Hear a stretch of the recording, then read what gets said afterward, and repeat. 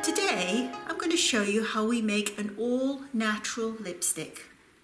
This is a recipe taken from my Kiddie Glam book, which will be out in 2024. So in order to make a lipstick, you need waxes and oils and also pigments. So you make the colour stick to the lips, hence the word lipstick. So in the ingredients that we're using today, we have, I'll start with the waxes. This is candelilla wax, which is a natural plant wax from Mexico. And in here we have 14 grams of wax. Then we have beeswax, and a vegan alternative would be a berry wax, which has similar properties. And in here we have 7 grams. In the third container here, this is shea butter. Now this shea butter has been naturally refined. You don't want the raw shea butter, otherwise it's going to feel gritty on the lips. It also might have a smell to it as well, an unpleasant smell. So if you can get naturally refined, that would be the best. Now the oils that I like to use is castor oil. Castor oil is a nice rich oil that is nice and thick and leaves a beautiful shine on the lips. And it's used in most lipsticks. And I'm using today here jojoba oil. Jojoba oil is a great emollient. It never goes off. It's actually a liquid wax. So we have 30 grams, and everything is weighed here, 30 grams of jojoba and 90 grams of castor oil. So that's all we're going to use as our base. I always make the base separately from the pigment. So here we have pigment already made. So I'm going to put all these in a container, melt them up, and you'll see how it's done. So in order to do this, you need a water bath. And first of all, let me just put the waxes in. So this is our container. I'm going to put the waxes in here. This has all been measured.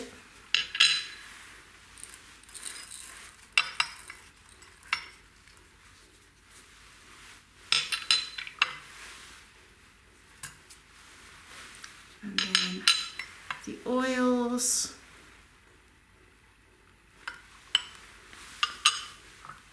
And the castor oil.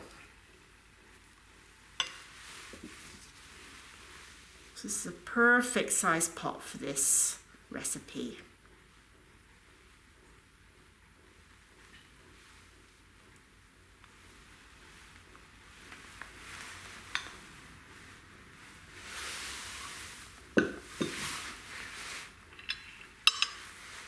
We're then going to put it into a bain-marie. It could be a saucepan with water in, or it could be boiling water that you keep boiling. So this is the way to heat up your waxes. So you could put it in a pan of boiling water. Just don't let the water get into the oil. And that's what we're going to do right now. Now you can see here it's completely melted. So we're going to remove that from the heat. It's very hot. And now we're going to start mixing our pigments in. So I have here a postal scale, and in the recipe it does call for 8 grams of lipstick base, but I'm going to double the recipe, so we're going to go for 16 grams.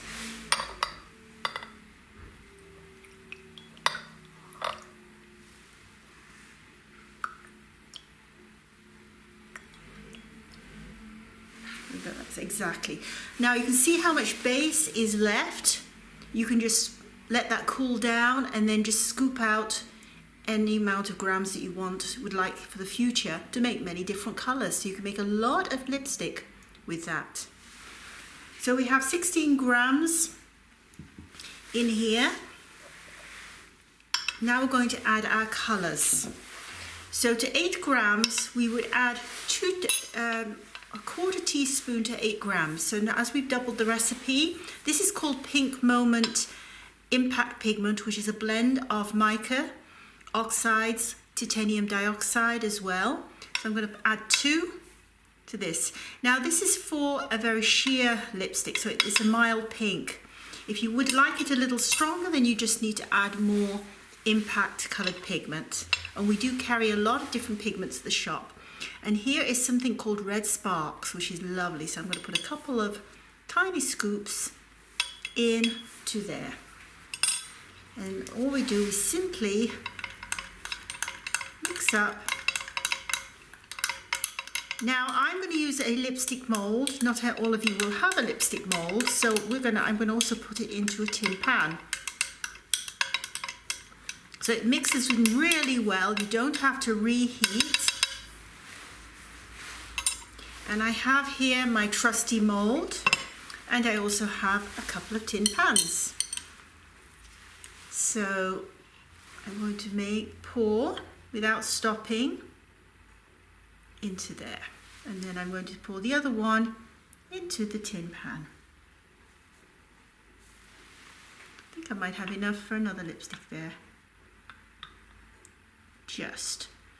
So basically I make 2 lipsticks and 1 in the tin pan. And I still have a little bit left over. So now we have to wait for it to cool. So now I think it's cool enough now that we can demold. So I'm literally going to just take off the excess and come out.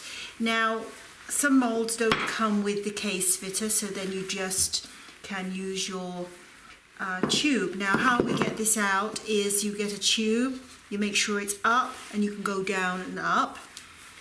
I am going to now use a case fitter, which is nice and easy, and literally you just go down and up, and voila, there is your finished lipstick. And this is called Blushing Blossom. It doesn't go on as strong as that. It does go on like a nice soft color. So that is from the mold, and this is in the tin pan. And simply all you do with the tin pan is you just need to put a top on, and then you can just use a brush or even your fingers. So this can be used as a blusher as well as a lipstick.